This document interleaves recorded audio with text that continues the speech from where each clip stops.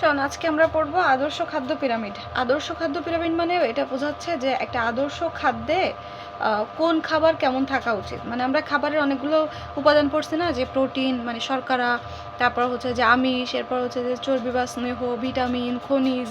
ভিটামিনের বাংলা হচ্ছে খাদ্যপ্রাণ, খাদ্যপ্রাণ, খনিজ লবণ, রাফেজ বা পানি। এই টোটাল হচ্ছে 7টা উপাদান। মেইন হচ্ছে 3টা, আর এর বাইরেও আরও আছে আরও 4টা। তাহলে টোটাল হচ্ছে 7টা উপাদান। তাহলে এই 7টা উপাদান খাদ্য, একটা আদর্শ খাদ্যে, ধর আমরা যে একবেলা ভাত খাচ্ছি, আমরা যে দুপুরে সকালে খাচ্ছি, দুপুরে খাচ্ছি, রাত্রে খাচ্ছি, এই প্রত্যেকবারের খাবারে কোনটার পরিমাণ কেমন থাকা উচিত, এটাই হচ্ছে যে একটা আদর্শ।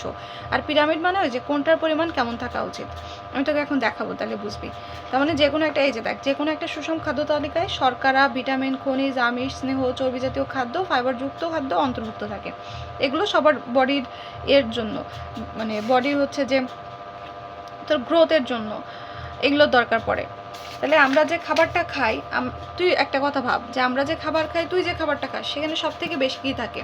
সেখানে সব থেকে বেশি থাকে ভাত। ভাত হচ্ছে কি? শর্করা। তার মানে এই যে আমরা এটাকে আমরা বলতেছি একটা পিরামিডের সাথে তুলনা করতেছি। সরি, পিরামিডটা ভালো আঁকালাম না, মানে একটা ত্রিভুজের মতো মনে কর পিরামিড। এই যে পিরামিড দেখ কি, নিচের পোর্শনটা বেশি চওড়া আর উপরে একদম হচ্ছে যে কম চওড়া। তার মানে নিচেরটা হচ্ছে বেশি, যেটা আমরা বেশি খাই সেটা যাবে নিচে। তারপরে যেটা এটার তুলনায়, নিচেরটার তুলনায় যেটা কম খাই সেটা যাবে এখানে, আর একদম যেটা কম খাই সেটা উপরে। তাহলে দেখ, আমরা যে খাবারটা খাই, খাবারে কি হয়? আমাদের সব থেকে বেশি থাকে হচ্ছে যে ভাত বা হচ্ছে রুটি। তাহলে এটা কি? শর্করা। তাহলে শর্করা সব থেকে বেশি, তাহলে পিরামিডের একটা বড় অংশ জুড়েই হচ্ছে যে শর্করা। এরপর আমরা কোনটা থাকে? এরপরে দেখ তরকারি থাকে, যে শাক সবজি এইগুলাই। তাহলে এগুলোর মধ্যে কি থাকে? এগুলোর মধ্যে থাকে ভিটামিন, খনিজ, লবণ, এইগুলো। তাহলে শর্করার পরে আমরা খাই শাক সবজি বা তরকারি, সেটা যাবে ভিটামিন বা খনিজ গ্রুপ। এরপরে আমরা কী খাই? এরপরে ধর যে আমরা 1 পিস মাংস নিই, 2 পিস মাংস নিলাম, বা একটা ডিম নিলাম, বা একটা মাছ নিলাম, তাহলে এরপরে যাবে ওইটা প্রোটিন। আর সবার থেকে মানে কম খাই আমরা কোনটা? ফ্যাট বা চর্বি। দেখ, আমরা রান্নার সময় শুধু একটুখানি দিচ্ছি, অল্প একটু তেল দিই, বা ধর কী থাকে, এই যে মাংসে একটুখানি হালকা চর্বি থাকে, বা মাছে একটু হচ্ছে যে তেল থাকে, এটাই। তাহলে আমাদের আদর্শ খাদ্য পিরামিডে কী থাকা উচিত? শর্করার পরিমাণ সব থেকে বেশি, তারপরে হচ্ছে যে আমিষ, খনিজ লবণ বা ভিটামিন মানে শাক সবজির পোর্শনটা, যে দেখে এনে আঁকানেও দেওয়া আছে, মিষ্টি কুমড়ার ছবি দেওয়া, এটা শাকের ছবি দেওয়া। তাহলে এইগুলোই হচ্ছে যে এরপরে। আর তারপরে যাবে হচ্ছে যে আমিষ মানে মাছ, মাংস, ডিম। আর সবার কম খাই আমরা কোনটা? স্নেহ। এটাই হচ্ছে একটা আদর্শ খাদ্য পিরামিড। এটাও কিন্তু ছবি আসবে, এটা তোর গতে দিবে, যে একটা আদর্শ খাদ্য পিরামিড বর্ণনা করো, এটা গতে দিবে। এরপরে হচ্ছে যে খাদ্য গ্রহণের নীতিমালা।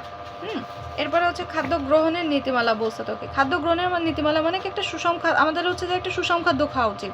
এমন খাদ্য খাওয়া উচিত যেটা হচ্ছে যে আমার দেহের জন্য, দেহের বৃদ্ধির জন্য যা লাগে, তারপর দেহের পুষ্টিমান, দেহের চাহিদা মিটাবে। ধর যে আমরা যে শ্বাস নিচ্ছি, আমাদের যে হার্ট পাম্প করতেছে, এগুলোর জন্য তো শক্তি লাগে। তো এই যে তুই যে পড়ছিস শ্বসন প্রক্রিয়ায় যে আমরা শক্তি পাই, এটা শ্বসন প্রক্রিয়ার জিনিসটা কি? কোত্থেকে আসে?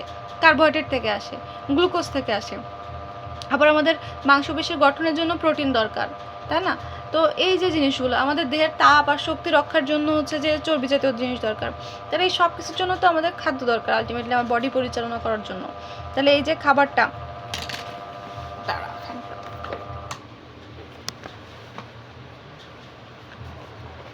তাহলে আমি যে খাবারটা যে খাচ্ছি, তাহলে আমার এটা কি একটা পরিমাণ মতো হইতে হবে, যেন আমার সব কিছু একটা ইকুয়েশনাল থাকে, মানে একটা হচ্ছে যে যেন সব কিছুই মানে পর্যাপ্ত পরিমাণে থাকে। আমি যদি ধর ভাত না খেয়ে শুধু চর্বি খেলাম, তাহলে কি কেউ ভালো থাকবে? থাকবে না।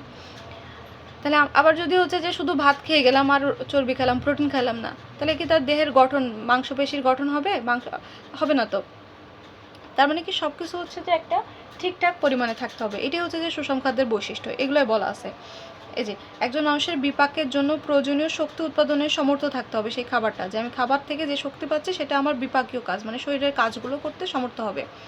তারপরে শর্করা, আমিষ, চর্বি নির্দিষ্ট অনুপাতে পরিমাণ মতো থাকবে। ভিটামিন, রাফেজ বা সেলুলোজ বা ফাইবার এগুলো থাকবে। অবশ্যই ফল বা টাটকা শাক সবজি থাকবে, পরিমাণ মতো পানি থাকবে, খনিজ লবণ থাকবে। আর অবশ্যই তুই যে খাচ্ছিস সেই খাবারটা, ধর তুই ঘাসে তো কত ফাইবার আছে, আর তুই কি ঘাস খেয়ে হজম করতে পারবি না? তুই এমন একটা খাবার খাইলি যেটাতে অনেক পুষ্টি, কিন্তু তুই হচ্ছে হজম করতে পারতেছিস না, তাহলে তো এটা হইলো না, লাভ হইলো না তো। কারণ হজম না হলে তো আমি সেখান থেকে কোনো পুষ্টি পাবো না। তাহলে কি অবশ্যই সেটা হচ্ছে যে সহজ পাচ্য হইতে হবে, মানে সহজে সেটার পরিপাক হতে হবে এরকম। তাহলে এটাই হচ্ছে যে আমাদের সুষম খাদ্য। এখন তাহলে সুষম খাদ্য কিন্তু এক একজনের জন্য এক এক রকম হয়। তাহলে এই সুষম খাদ্যগুলো কীভাবে নির্ভর করে, মানে কিসের উপরে নির্ভর করে? একটা হচ্ছে যে বয়স, ধর রুহানের যে পরিমাণ খাবার দরকার আর তোর যে পরিমাণ খাবার দরকার দুটো কি সেম না, তার মানে কি বয়সের উপরেও ডিপেন্ড করে এই যে বয়স। তারপরে লিঙ্গ, একটা ছেলের যে যা দরকার একটা মেয়ের দরকার, দুটো আলাদা আলাদা না। তারপরে পেশা, শারীরিক অবস্থা, এই যে ধর যাদের হচ্ছে যে শারীরিক কাজকাম কম, ঠিক আছে, তাদের কী হবে, তাদের কিন্তু হচ্ছে যে চর্বি জাতীয় খাবার খুবই কম খাইতে হবে, ভাতও কম খাইতে হবে, কারণ তাদের তো কাজ নাই। কাজ থাকলে কি হচ্ছে যে কাজ থাকলে তার বিপাক বাড়ে, তার মানে তখন তার হচ্ছে যে এই যে আমি খাবার থেকে যে পরিমাণ শক্তি পাচ্ছি সেগুলো ব্যবহার করতে পারে। এখন আমি যদি কাজ না করি তাহলে তো আমার বিপাক কম হবে, তাহলে তো আমি ওই খাবার থেকে শক্তিগুলো ব্যবহার করতে পারবো না, সেক্ষেত্রে কী হবে, সেগুলো আমার চর্বি হিসেবে মানে মোটা হয়ে যাবে মানুষটা। তাহলে যার পরিশ্রম বেশি তার কিন্তু খাবারও বেশি লাগবে। তাহলে এখানে এগুলো বলা আছে। তাহলে এই বিষয়গুলোর উপরে একটা সুষম খাদ্য, মানে একটা তুই যে তোর জন্য যদি তুই একটা সুষম খাদ্য তালিকা তৈরি করতে চাস, তাহলে তালিকা তৈরি করতে গেলে অবশ্যই এই বিষয়গুলো নির্ভর করবে। একবার রিডিং দিবি। এরপর হচ্ছে পরের পেজে এটা কিছু পড়ার দরকার নেই, আমি জাস্ট তোকে এখান থেকে পুষ্টির অভাবজনিত কিছু রোগ পড়াবো এখন। এগুলো মজার আছে, এখানে 4টা আছে।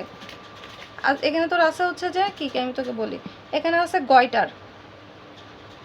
গয়টার কোথায় হবে, গলায় হবে। দেখে এনে ছবি দেওয়া আছে, এই যে গয়টার, এটা গলা বড় হয়ে গেছে। গয়টার গ মিল আছে গলা। তারপরে হচ্ছে যে রাত কানা, মানে রাত কানা নাম শুনে কিন্তু বোঝা যাচ্ছে যে কি রাতে কানা কিন্তু দিনে দেখতে পাবে। তারপর কি বলবো, তারপর কি পড়বো আমরা, তারপর পড়বো হচ্ছে রক্ত স্বল্পতা মানে অ্যানিমিয়া।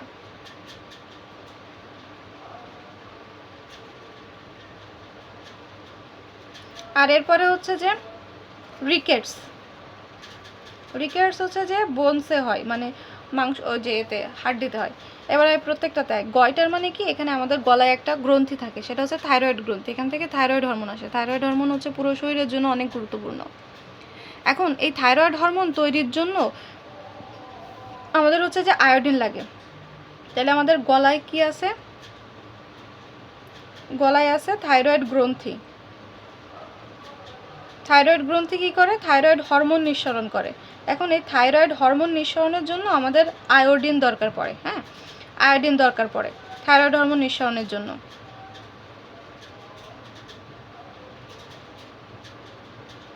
থাইরয়েড হরমোন তৈরির জন্য আয়োডিন দরকার পড়ে। এখন যদি আয়োডিন এখন এই আয়োডিন কোত্থেকে আসবে, আয়োডিন তুই তো পর্যায় সমিতি পড়ছিস, তুই কি ওই আয়োডিনের গুঁড়ো নিয়ে গলায় মেখে নিবি, এভাবে হবে না। তার মানে কি তোকে আয়োডিনযুক্ত খাবার খাইতে হবে। আয়োডিনযুক্ত খাবার খাইলে তাহলে সেই খাবার থেকে আয়োডিন পাবে, আর সেই আয়োডিন যে হচ্ছে দাঁড়া, আর এটাতে করা যাবে না।